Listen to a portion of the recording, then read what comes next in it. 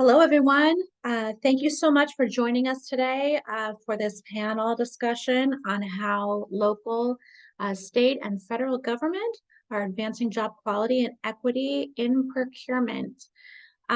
Before we get started today, I just want to go through a couple of housekeeping things for everyone. First of all, the event is being recorded and the recording will be posted online afterward on the events page for anyone who wants to follow up or share it with other folks.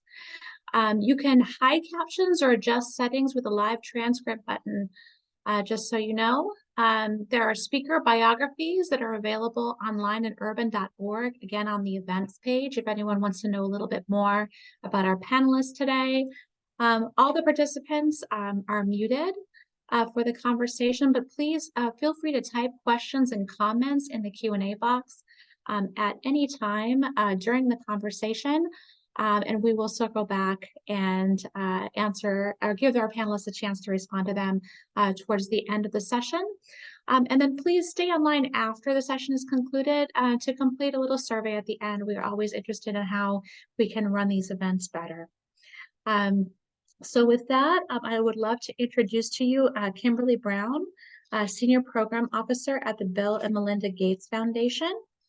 The Gates Foundation funded this panel, but also a brief that describes different models for embedding job quality and procurement, what we know about those and how they work, and what we are needing to learn and know at this stage. So Kimberly, I'll pass it off to you. All right, thanks, Molly, and thanks to the Urban team for hosting this important discussion today. I am excited about it, but you'll have to excuse my seemingly lack of excitement since I'm a little bit under the weather, so please forgive me and forgive my voice. But as Molly said, my name is Kimberly Brown, and I work on the Economic Mobility and Opportunity team at the Gates Foundation. And I really do appreciate the opportunity to be here and share a bit with you all about why I'm so excited about this work. The goal of our strategy is to increase economic mobility for folks at or below 200% of the federal poverty line. And throughout our strategy, we've defined mobility as having three components: so economic success, power and autonomy, and value and belonging. Since 2018, our team has invested over $200 million toward that goal.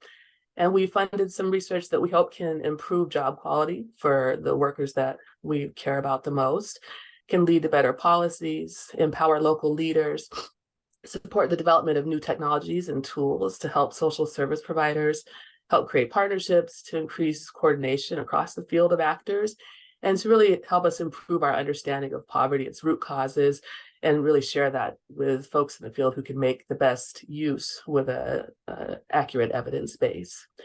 And since the very beginning of this strategy, we've been really happy to work with the folks at the Urban team on helping the field align on a common job quality definition and to begin to better understand the links between various job quality practices in economic mobility.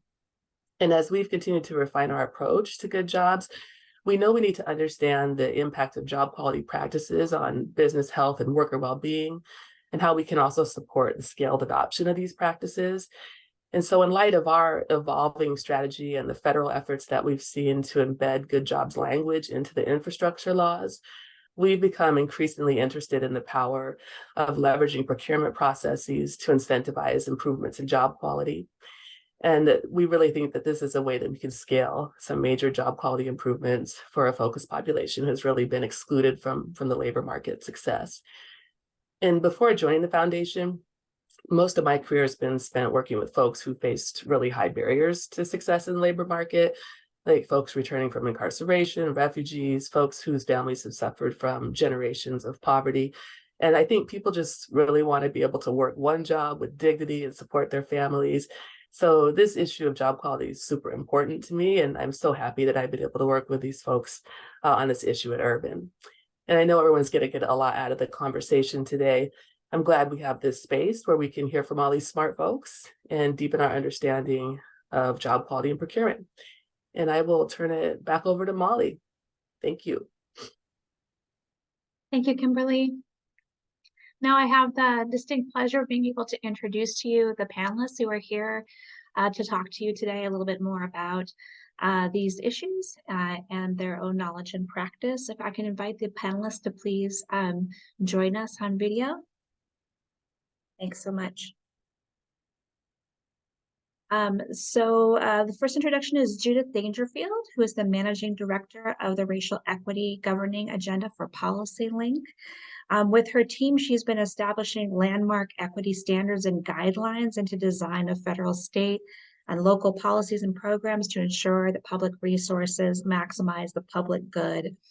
She's a nationally respected leader with 25 years of experience in racial and spatial equity. Andrea Nichols joins us from the Better Builder Project at the Workers Defense Fund. The Better Builder program seeks to make Texas a safer place to work through partnering with local construction workers, industry leaders, and local governments. She has an extensive background in the labor movement. Frank Manso IV is an economist at the Illinois Economic Policy Institute, or ILEPE, a nonprofit research organization that promotes thoughtful economic growth for businesses and working families and specializes in the construction industry. He's here today in part because he is an expert in a lot of the best value contracting practices that we see growing up in the Midwest. Emlyn Bottomley is a policy analyst at the Department of Labor's Good Jobs Initiative, where he coordinates DOL subagency and cross-government work to promote equitable and high-quality jobs in federal investments like IJA and IRA and others. Before joining the Good Jobs Initiative, he worked in the Employment and Training Administration, focusing on leveraging data as a strategic asset to equitable workforce development pathways to quality jobs. And lastly, Nick DeVito joins us. He is the Director of Youth Programming at the San Diego Workforce Partnership, where he designs programs that uniquely meet the needs of youth throughout San Diego County, and also ensures that we owe $1 support good jobs at training education providers for those programs. So that is our distinguished panel today. To get us started, I wanted to just kind of set the table in terms of what we're talking about, right? When we say government procurement, what do we mean by that, right? What are the kinds of ways that government are spending dollars? And what are some of the challenges that governments face in doing that? And what are some of the defaults that we see when governments are going through this process in their local communities? I want to throw that out to Judith and Emlyn to comment. Thank you, Molly. I think we tend to forget the power that government procurement has to really shape the market, to really influence how the market operates for our citizens and our workers. And we also tend to forget the tremendous ability of government as an institution across all levels as a way to test and advance equity throughout all policies and practices.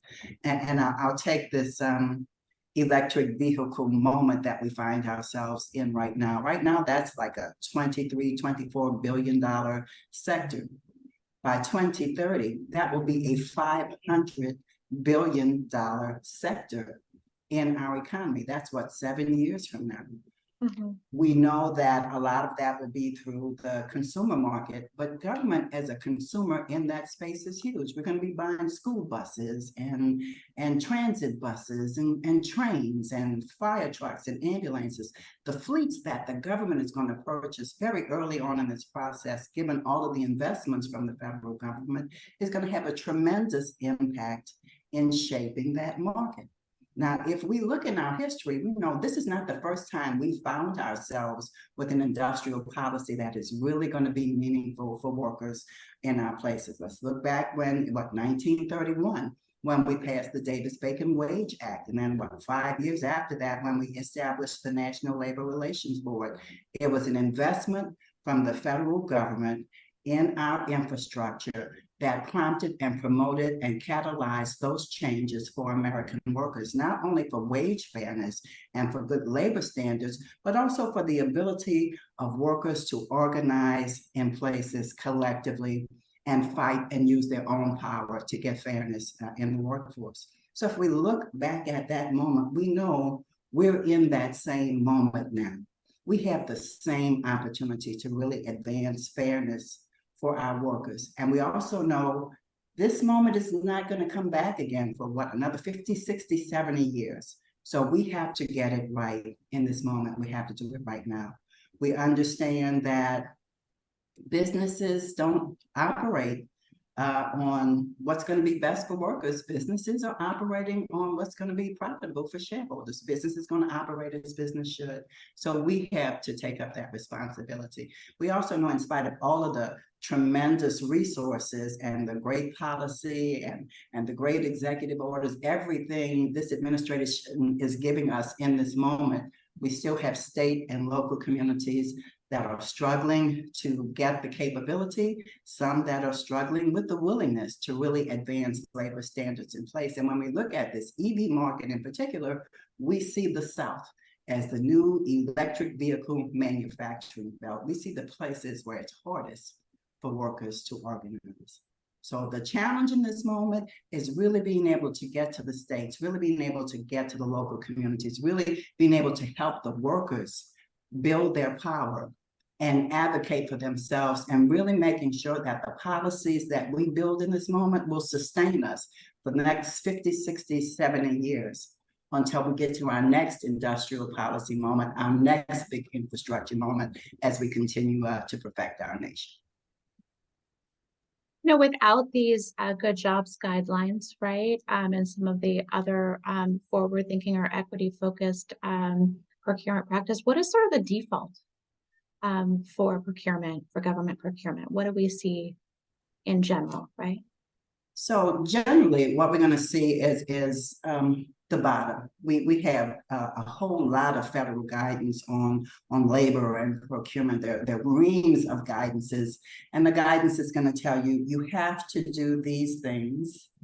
It's going to give you the floor, and then it's going to tell you all the things you can't do. But within the bottom and the top, there is a whole lot of room to innovate. And what we need is the ability to help our local and state governments to not just wallow around the bottom and not just check the boxes of all of the things that they must do, but to really innovate and find a way to advance worker protections, to advance labor standards, to really innovate within the space. We also understand the threat of abusive preemption in states that will keep a city from having a local hire policy or from having a living wage policy. And then we have to be able to help cities organize as well to be able to circumvent, to defeat politically or civically abusive preemption that will keep us from advancing labor policies as we make these investments in our communities. Which I think that's a really great transition to the conversation with Frank and Andrea, right? So we know that a lot of these efforts to advance job quality through procurement are around construction, right? In local communities. And some of them are sometimes a response to a state environment that is maybe challenging for labor standards. Frank, you're an expert on responsible bidder ordinances in the Midwest.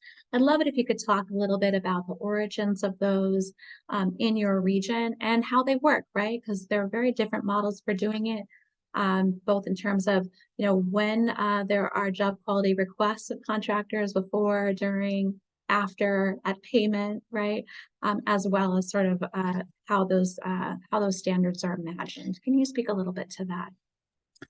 Yeah, sure, Molly. So, their response to a challenge in procurement, which one of your questions, really to Judith and Emlyn right there, which is that governments are required almost always to select the lowest bidder, and the reason, of course, for that is very laudable, right? We want the lowest possible cost for taxpayers, but a problem kind of arises that if you have no mechanism to deliver high quality and value for taxpayers, then certain types of contractors can exploit that system and give us all a raw deal. You get low cost and low quality, or no quality often. And that's why public policies that level the playing field for contractors, especially on job quality and apprenticeship training, really matter. So, we're really, we're all aware of the horror stories. There's contractors who win bids to build a school or a bridge or water facilities, and they beat out, you know, a local business owner by a very, very small amount, right? Because that's how the model works. And those contractors then bring in their crews who might be unskilled. Those contractors might misclassify their workers, or they don't pay their prevailing wage. And then there's just work quality problems all over the job site that cause cost overruns and delays. You know, on the back end, sometimes governments end up suing those contractors because they don't live up to their end of the bargain, or they sue them to recover wages for their workers because they weren't paid what they were owed. Unfortunately, this happens all the time across America, maybe every single day. And if you're sick of this happening, or you want a front end, proactive, preventative tool, especially for local governments, you can consider a responsible bidder ordinance, and that's an RBO. Sometimes they're called responsible employer ordinances or responsible contractor policies, but in our area, the Illinois, Indiana area, especially, they're called responsible bidder ordinances, or RBOs. And these are protection plans for taxpayers that establish minimum standards in the public construction market. They are based on objective criteria and verifiable standards to ensure that public works projects are awarded to professional contractors with proven track records of success, who are committed to workforce development as well. And again, instead of those contractors who cut corners. So just to give you the sense of kind of what are asked of contractors in these RBOs, you know, RBOs promote taxpayer accountability and transparency by, first of all, permitting Freedom of Information Act requests, especially of certified payroll records. So contractors must submit those payroll records. But RBOs also require compliance with all state, federal, and local laws. And they include pre-qualification programs that ask contractors to provide proof of certificates of insurance, things like workers' compensation insurance and liability insurance. But again, in our, especially the other most common characteristic of an RBO, actually one is proof of plans for employee drug testing to ensure kind of safe workplaces. But one I think is the most important is participation in U.S. DOL approved apprenticeship programs, because that ensures that you know, contractors are not only using skilled labor, but also taking seriously the commitment to investing in training the next generation of skilled local tradespeople. So that requirement of including of participating in US DOL approved registered apprenticeship training programs is included in 90+% of RBOs in Illinois and Indiana, of which there are close to 200 in these two states. Thanks for that. Andrea, in Texas, it's a little different, but you face a lot of similar challenges in the state environment, and you're doing some really innovative things in Austin. Can you tell us a little bit more about the Better Builder program? So Frank's, a lot of the responsible bidder ordinances are sort of front-loaded pre-qualification, right?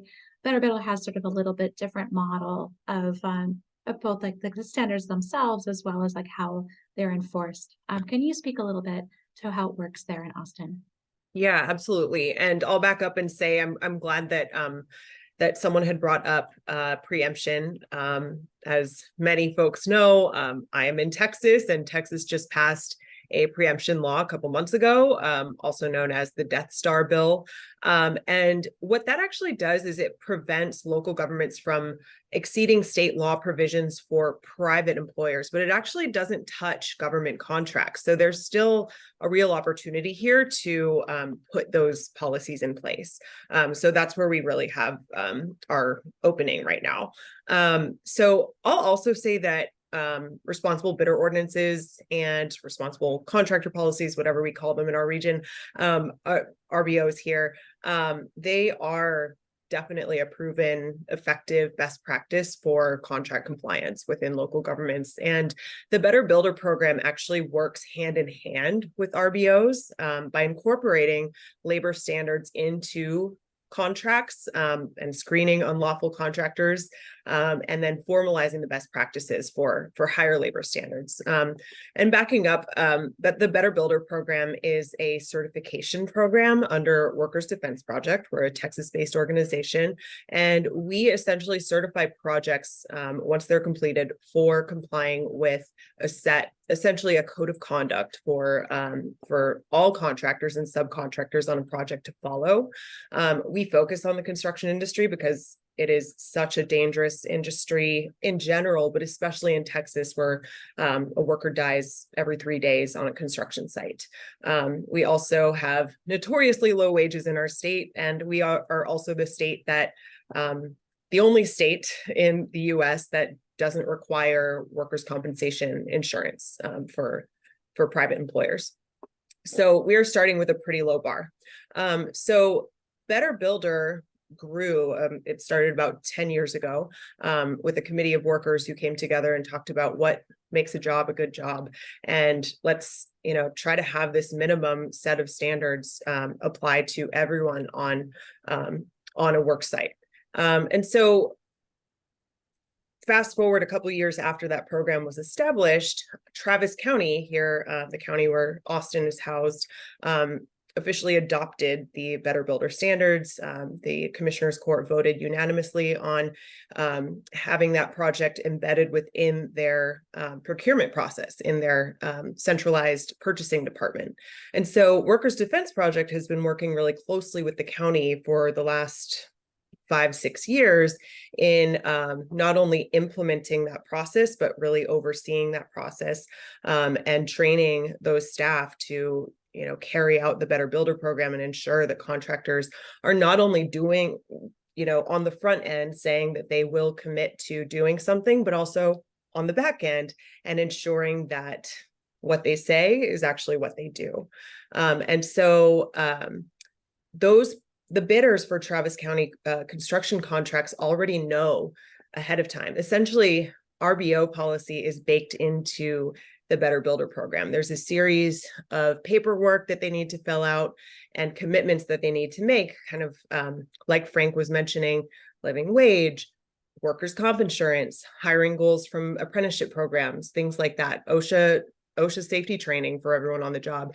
These things that should really be the bare minimum, but are not for a lot of folks, are committed to on the front end and on the back end. And so there is a staff of on-site monitors that Workers Defense helped to train up, but they're employees of Travis County. And within this department, the contract compliance program, they have 7 FTEs that work on Better Builder projects, and they go on site and they interview workers, and they on a biweekly basis to ensure that the things that the contractors committed to are actually being done. So it's been a really great innovative approach, and that we are actually talking to other counties about adopting similar programs. So we're really excited to kind of replicate that throughout the state and maybe beyond. Thank you for that. So next I'm going to go to Emlyn to talk a little bit about embedding job quality guidelines in federal procurement. We've been talking about these really large funding streams through IGEN, IRA, and others. I know that your office is really working very closely with all sorts of different federal agencies to go through that process and make decisions about how they can again encourage greater job quality in local communities. Can you talk a little bit about what your approach looks like? Yeah, absolutely. And thanks, Molly, for putting together this panel. Really appreciate the opportunity to speak about this really important topic, especially at this moment. And Judith did such a fantastic job at the top of talking about this moment and situating us in this truly historic moment. But to add on to what she said a little bit, this is a pretty unprecedented investment that we're seeing. It's over $1 trillion in infrastructure, clean energy, and advanced manufacturing. And that's not even counting hundreds of billions of dollars that'll be coming through in tax incentives. And these are historic investments, the largest expenditures in our nation's history on public transit, the clean energy grid and transmission infrastructure, and resilience and legacy pollution mitigation. It's also the largest investment in bridges since the construction of the interstate highway system and in public rail since the creation of Amtrak. So it's really a generational opportunity to create millions of quality jobs and develop equitable pathways to good union jobs that are free from discrimination and harassment for all working people.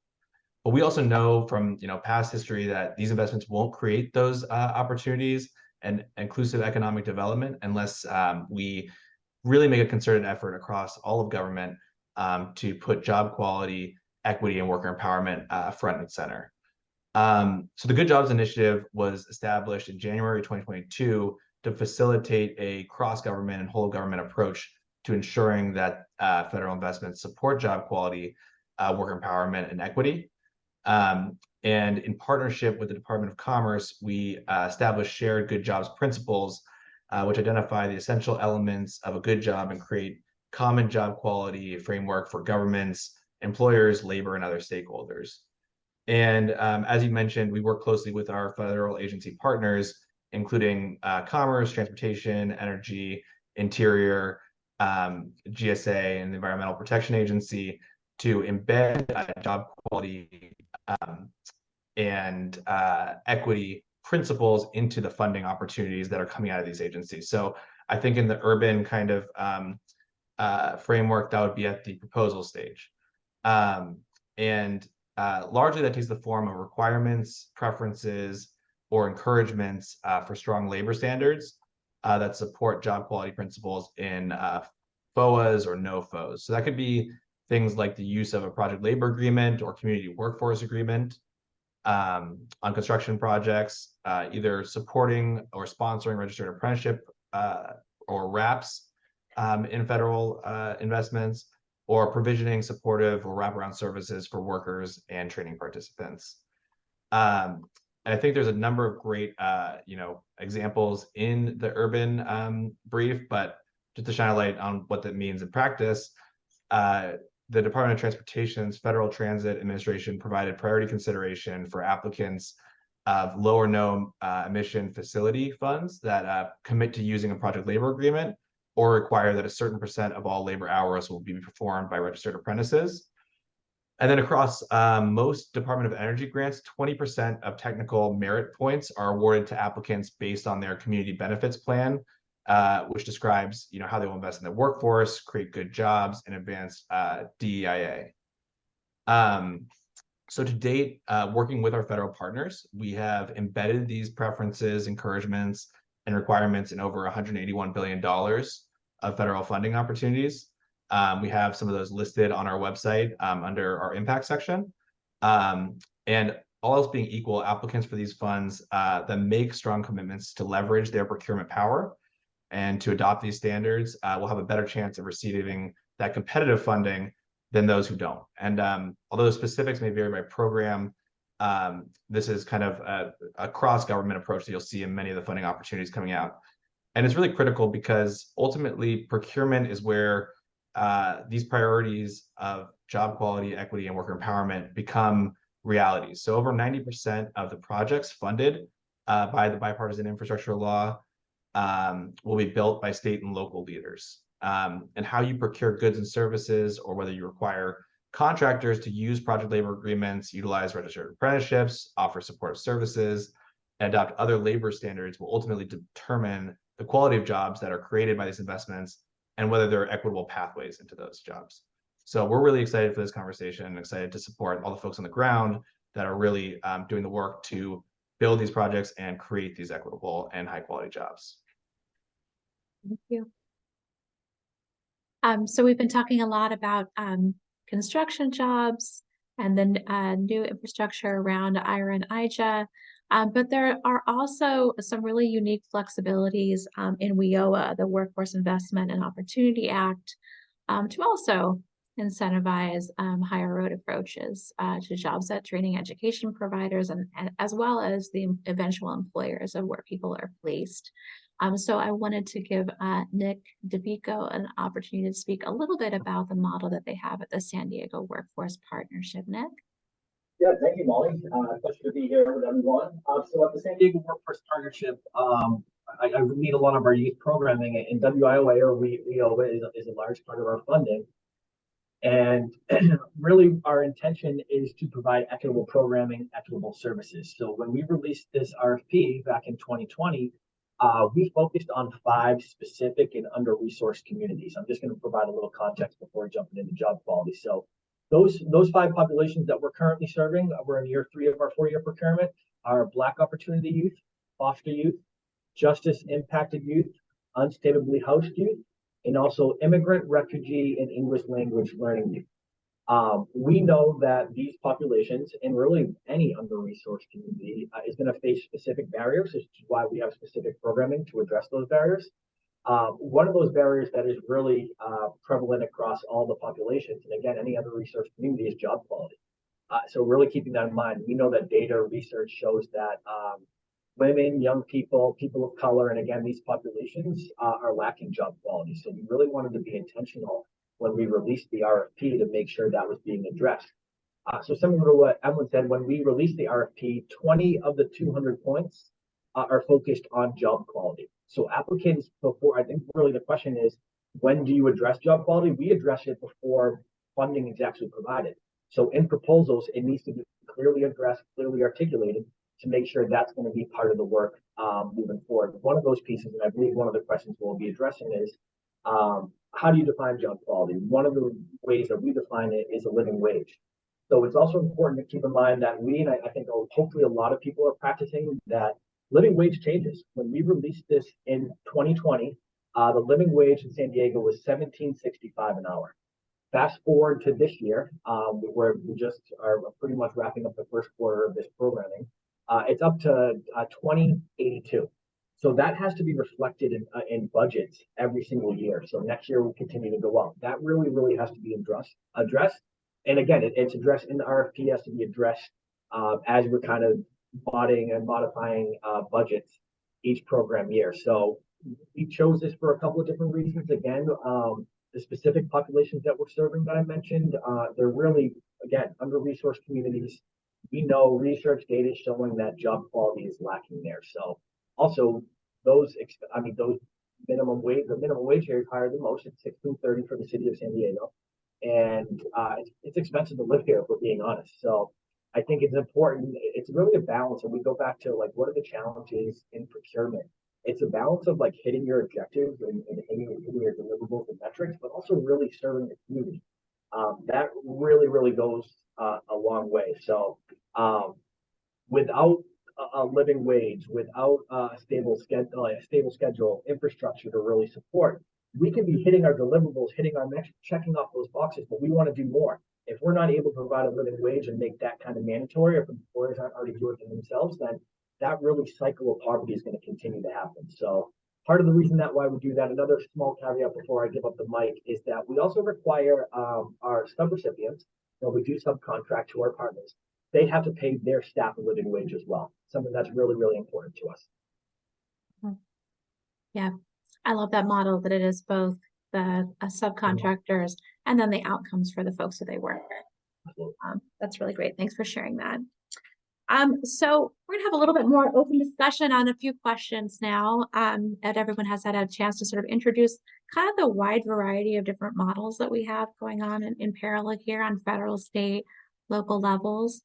One of the biggest challenges we have is trying to define job quality, right?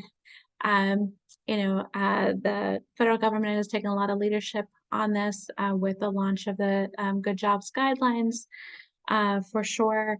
But we know it's everything from wages to benefits to autonomy to diversity and inclusion to training and professional development to, oh my gosh, so many different elements and ways that we can think about job quality can be a little overwhelming.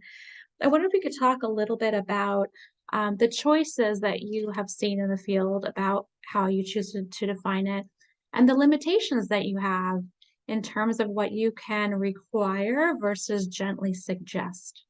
You talk a little bit about that because if I'm in a local government, that's probably one of the questions that's top of mind for me. I don't know who wants to jump in here on that one. I can jump in first. That's okay with everyone. Yeah, so we really blend the balance of the federal government's job quality standards. We also incorporate some of Aspen Institute's job quality standards again. So some of the basics, I think you probably know some of this is living wage and being flexible and understanding that that's going to change, safe working distance conditions, appropriate classification, infrastructure, stable schedule, really focusing on those things to get into the next level, really learning and development opportunities, including job shadowing. Again, the population we're serving, a lot of the time it's these young people with really bare resumes, without a ton of work experience. So how do they get their foot in the door? How do they develop their professional network? How do they just understand the basics? Jobs 101, a lot of the times we're placing young people into those type of positions. So also performance management, being coached, understanding how they're doing, employee engagement, and then also clear and equitable advancement pathways. So I think as service providers, it's really our duty to make sure that it's fantastic you're getting placed at X job. That is wonderful and that should be celebrated. That's not the end of our work. What comes next? So really making sure there are clear pathways, equitable pathways to make sure people can succeed. And going back to some of the challenges, again, talking about the populations we serve, if it's justice impacted, foster, Black opportunity youth, immigrants and refugees, unstably housed individuals, we're talking about providing that living wage, right? And again, that is up to $20.82 here. Sometimes that can be challenging when working with employers, because we're having someone that maybe this is their first or second work experience, and we're asking them to pay $3.50 almost above the minimum wage of the city of San Diego. So really working with our employers, expressing the value of hiring young people that we're working with, and seeing what we do to make sure we're meeting the employer's needs, but also our needs, or our participants' needs, I should say, the young job seekers that we're serving. Thank you. You're in sort of a unique position in some ways because you're a public-private partnership, right? I'd like to pass it to Emlyn to talk a little bit about both the definitions and then sort of the limitations that you have between what you can require versus suggest being a government entity. Can you speak a little bit to that? Yeah, absolutely. So just a little bit of background on the Good Jobs Principles, which we developed in partnership with the Department of Commerce. These are 8 elements, essential elements of quality jobs, and they cover everything from fair and equitable recruiting and hiring to family sustaining benefits, a commitment to diversity, equity, inclusion, and accessibility, worker empowerment and representation, job security and safe, healthy and supportive working conditions, an organizational culture that values workers, a living wage, and opportunities for skills and career advancement.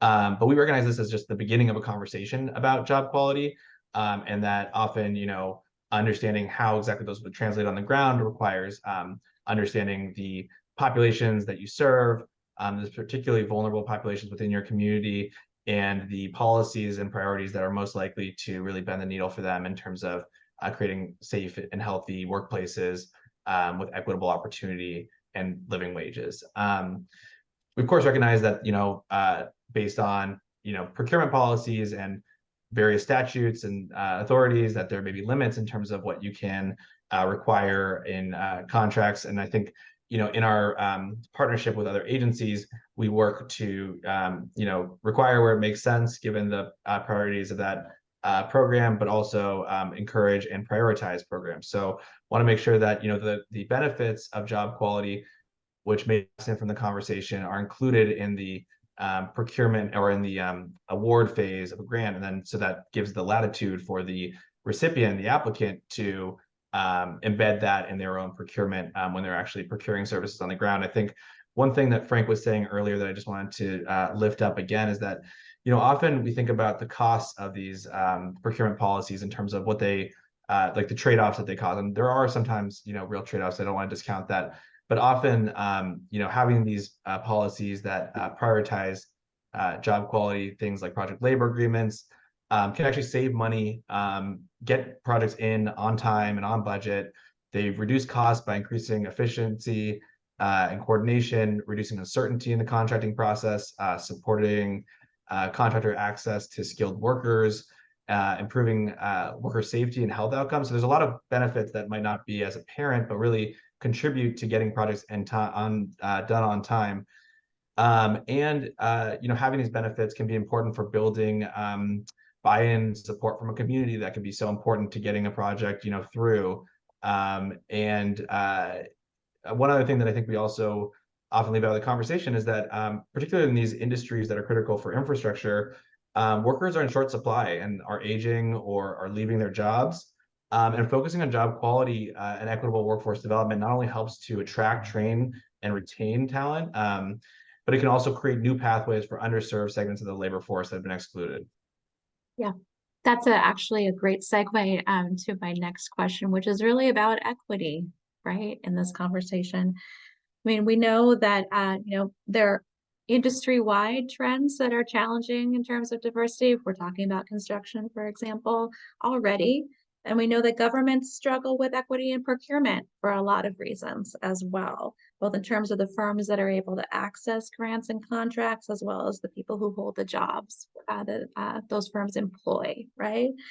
I'd love it if we could talk a little bit about what we think is happening here and how you see governments being able to hold these two things at the same time, right? Improving job quality, or making sure that, again, federal and state and local government dollars are allocated to firms with good labor practices, as well as making sure that people who have access to those jobs are diverse and represent what their communities look like.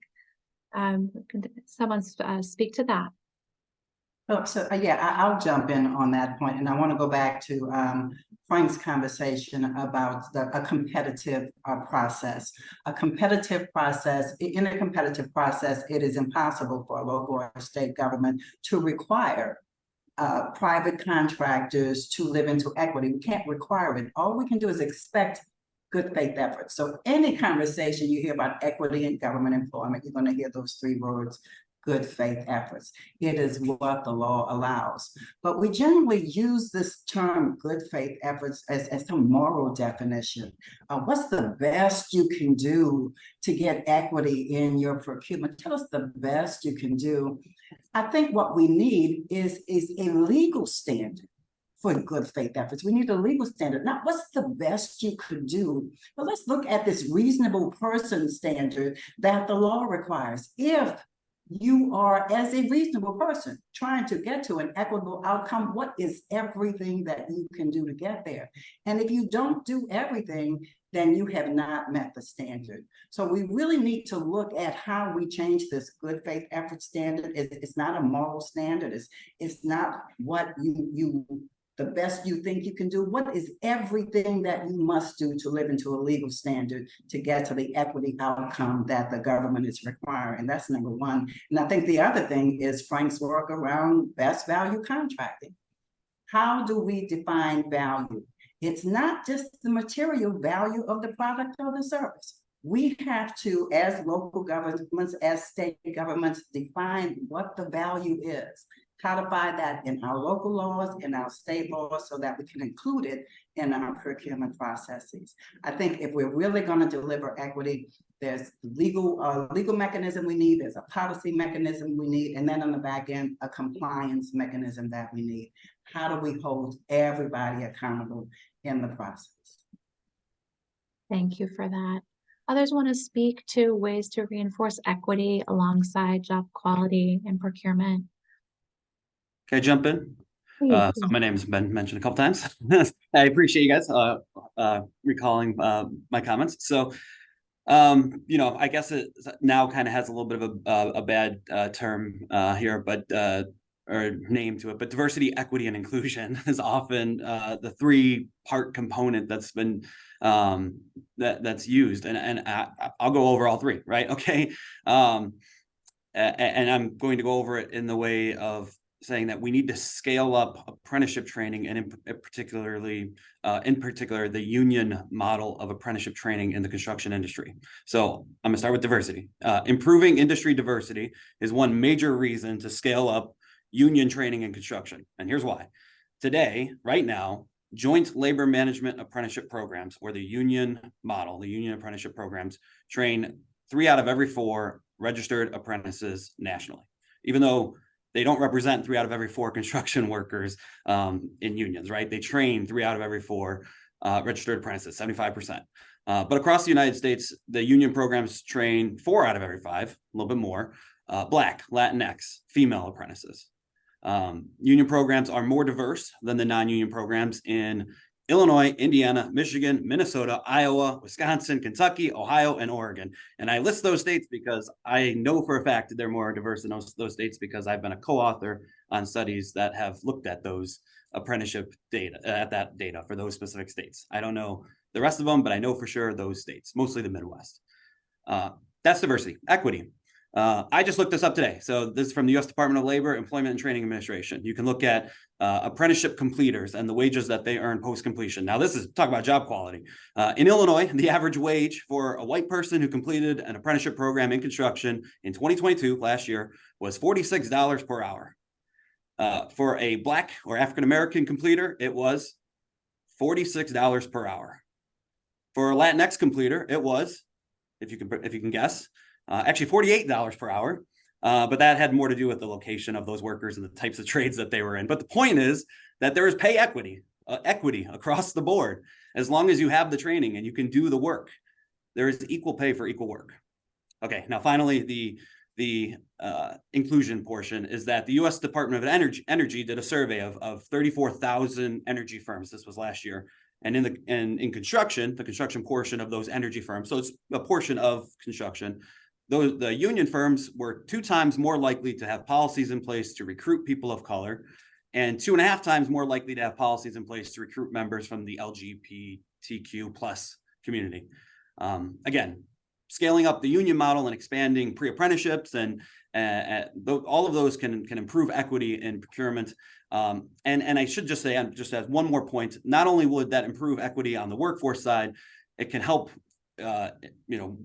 paired with contractor incubator programs, help improve equity on the contractor side, but also help solve problems faced by contractors, be they white, Black, Latinx, any other race, gender, anything, right? Because union contractors, as I think it was Emlyn was saying, union contractors are 21% less likely to experience delays in project completion times due to shortages of workers, and union contractors have less difficulty in filling open positions than non-union contractors, right? So the skilled labor shortage is much less severe for union contractors than non-union contractors, and they're able to get projects done on time.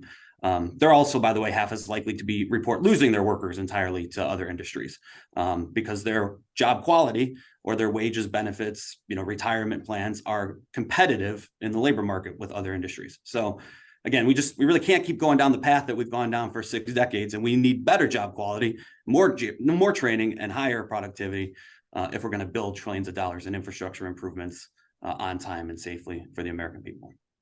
I'll stop there. Thank you for that. I'm going to transition to one of the questions that we have in the chat, because it's actually a really nice follow on to that, Frank, and also sort of a bridge with another question that I had in mind for all of you. The question is, how will contracting with minority and women-owned businesses be monitored? And it gives the example of an investment at Spokane Airport in Washington. So there is this tension with, like, how do we have accountability? Now we know that Andrea and her teams at Better Builder are doing on-site monitoring. What other things can governments think about putting in place to actually know how their policies are playing out in the fields in terms of job quality, and again, who gets access to those opportunities? How should we be thinking about that? Well, I can kind of try to answer that question. I mean, when it comes to minority and women-owned businesses, that's not something that Workers Defense or the Better Builder program really has a hand in. And so when it comes to who to actually contract, we don't have a role in that. What we are doing is we're looking out for and advocating for the most vulnerable people in the contracting chain, which is the workers. And they have the most to lose, quite literally, their lives and their livelihoods as a result of inadequate procurement requirements. And so I wanted to go back to what Judith said about values-driven contracting being just as important as the value of the service itself. And that is really what we are really encouraging local governments to think about, as well as just the the end service itself. What we hear sometimes from folks on the industry side is that for small businesses, for the mom and pops, for the minority owned and the women owned businesses, that this is the requirements of the Better Builder program and just any labor standards is too much, and that it's that it could potentially put folks out of business, or at least cost them the contract. And I will make a note that this program applies to projects that are above a certain dollar threshold in value. And so this is really targeting mostly medium to large size contractors, not the small mom and pops. And so, that's just, hopefully we hope that the smaller businesses would also apply those job quality standards in their hiring and their contracting, but that, really what we want is for this to be doable for contractors as well. And so, yeah, if equity isn't applied to everyone in the contracting chain, though, like from the subcontractors to the subs of subs to, everyone who is on that job site, then, can we really call it equity? So, there. Yeah, we had a really interesting conversation with a colleague of Nick's at the San Diego Workforce Partnership, who talked a lot about those sorts of issues, and how the funding stream was sort of like a vehicle for helping them raise wages because they received those dollars, but they had to have other kinds of flexibilities in the contract, in the scope of work for them to be able to do both of those things at the same time. It's an interesting point. Anyone else want to speak to inclusion of minority women-owned businesses when we're talking about job quality standards? So I've done that kind of work for a very long time, and I can tell you the experience of building the new airport in New Orleans. The site was monitored 24 hours a day, 7 days a week. Whenever there were workers on the site, there were monitors on the site, not just looking at the contractors who were there, but looking at the workers who were there. And also every contract was audited twice, looking at accounts payables, looking at accounts receivables, looking at your supply chain, who you paid, what workers you paid, interviewing the workers, the supervisors, to make sure the commitment that you made was the commitment that you kept. And I think the piece that was most meaningful was that the authority to withhold payment to the contractor went to the Office of Diversity, Equity, and Inclusion. So if you had completed all of the work to satisfactory, but you had not met your equity and inclusion requirements, you would be looking for your payment. Equity and inclusion was just as important on that project as delivering the project for the city. So there's a way to do it. It's a lot of work, a lot of auditing, a lot of site monitoring, but it's important if we're really going to meet the goals that we commit to. We've heard quite a bit about monitoring on site and auditing, that sort of thing. What about the role of reporting? I know that one of the challenges is that, we have job quality standards rolling out through agencies that don't do labor, right? They do energy, they do transportation, they do commerce. They don't necessarily have labor outcomes as their GIPRAs, right? So how can we think about that? And how feasible is it to track things about job quality in federal or state or local contracting? And I can jump equity, in here.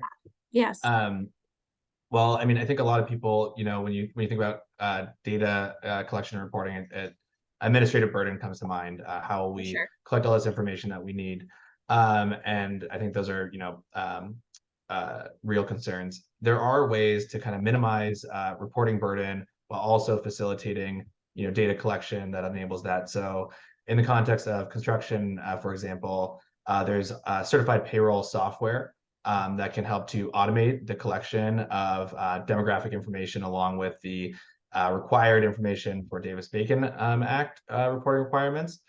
And some cities like San Francisco and New Orleans, to Judith's example, have implemented that. And I think one of the reasons why that's so important is that these policies at the front end in procurement are rely on enforcement, monitoring, and compliance to be effective. And they also rely on other, programs and policies to be impactful. So take, for example, local hire agreements. Those are most effective when you are creating, supportive or other programs like pre-apprenticeship programs that lead into registered apprenticeship programs that can actually meet those requirements by themselves. They require, good faith efforts or a certain percentage of labor hours, but you really need to have that supportive infrastructure as well, often through directly funded programs by cities or states to ensure their success. And then I just wanted to add one more thing to what Frank said earlier about the importance of union-run apprenticeships. The Department of Labor recently released a tool called the High Road to the Middle Class Map that spotlights more than 2,400 high road training programs. These are programs that have partnerships with both employer and labor. Most of these are registered apprenticeship programs, but it also includes some other DOL grantees and DOE grantees, other federal agencies.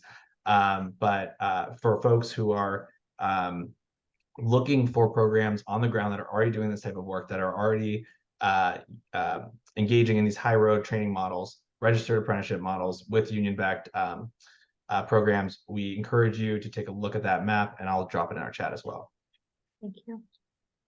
Another way of thinking about accountability is this whole idea of performance payments, right? Attached to observed outcomes. I don't know if anybody wants to add to the conversation a little bit about that. We profiled one model in the state of Texas that has some relationship with those outcome payments for WIOA. On that. Also reflects the questions in the chat around contract payments.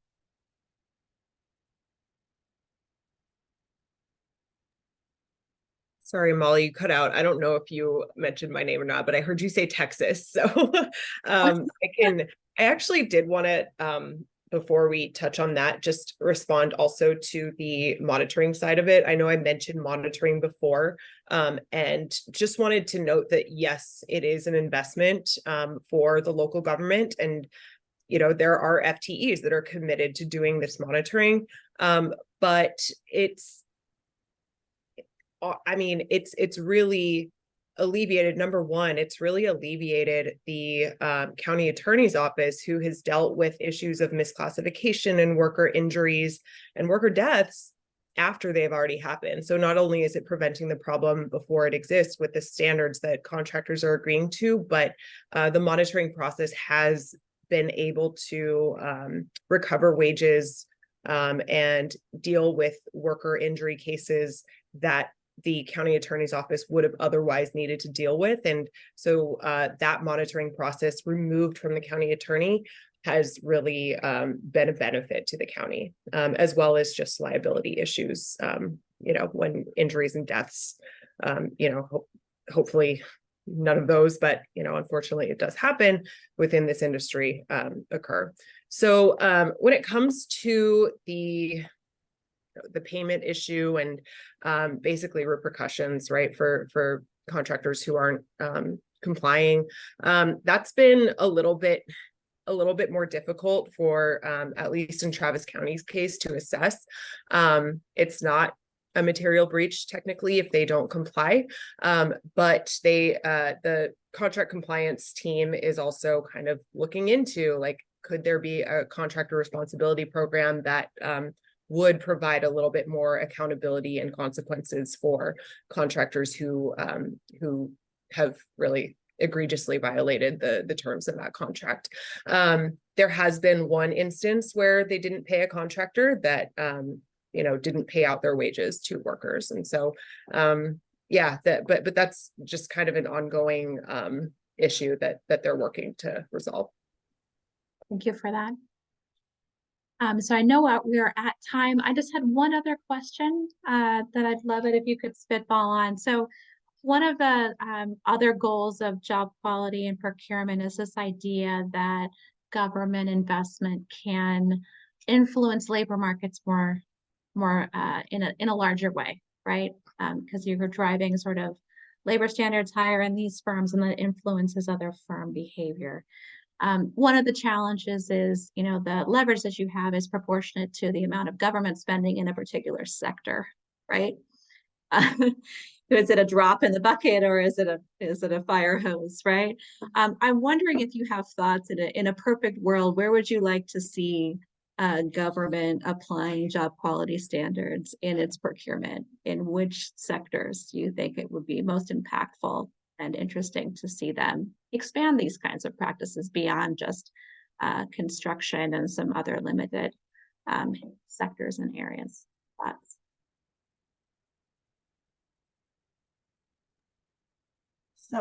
So let me just throw this out here. So I talked earlier about electric vehicles. Now, every city in the nation is going to buy electric vehicles, but not every state is going to have a manufacturing plant. So there'll be some job quality standards at the plant, but those jobs won't go to the people. The people in Little Rock, Arkansas won't get the jobs from the plant that's in Hazelhurst, Mississippi. So I think how we're approaching it is, how do we get all of government to work in solidarity? The federal government is doing what it can by putting the standards there, but how do we get mayors across the board? And how do we get workers from every places to demand that job quality, whether they're the direct beneficiary or not? How do we message that this is a moment we all have to stand up, whether we're going to get the job or whether one of our workers in another state or another city is going to get the job, but this is a moment where we all have to stand up. I don't know if there's a policy we can use, but I think there's some messaging that we need to do if we're really going to influence the market. And a lot of that messaging is going to come from mayors and governors and elected officials in cities and states. Anyone else want to comment on sectors where they would love to see job quality standards in procurement?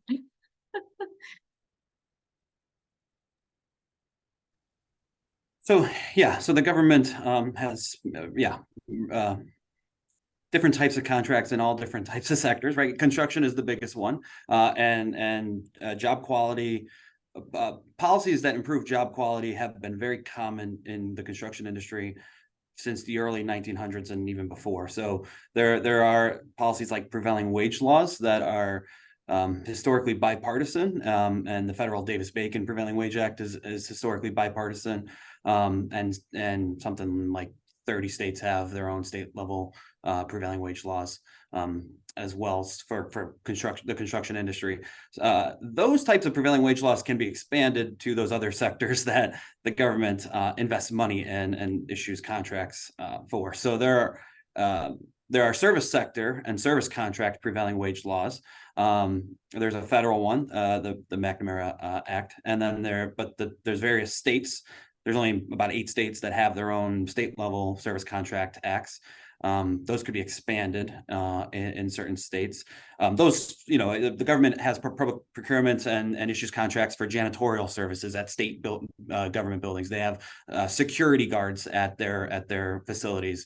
They don't directly hire those workers; they contract out. There could be prevailing wage laws on those projects. So, and those that improves job quality, wages, benefits, and retirement. Not to mention a bunch of other types of metrics.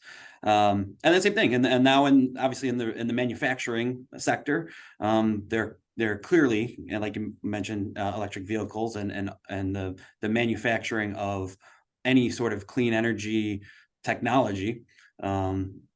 There can be an expansion of policies that improve job quality while the facility is being built, construction phase, but also during the manufacturing phase, and while it's ongoing during the maintenance phase as well. So, I think pretty much any sector the government touches, I think as taxpayers, most taxpayers want their money to yes, achieve low cost, but also to achieve quality and to ensure that it's not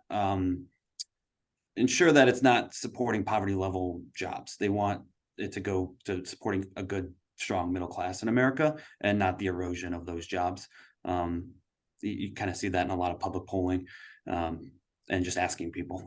So I think you could expand it to pretty much any sector of the economy that the government touches and issues a contract.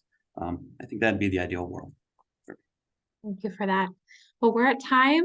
I'm gonna thank everyone for joining us and thank our panelists for sharing their expertise and insight on these really important issues. Appreciate you. Before you leave us, please take a second to respond to the brief survey. Again, that just helps our events team figure out how to do this better for everyone and have a great experience. So thank you so much for your interest in these issues and for joining us here at the Urban Institute. Have a great day.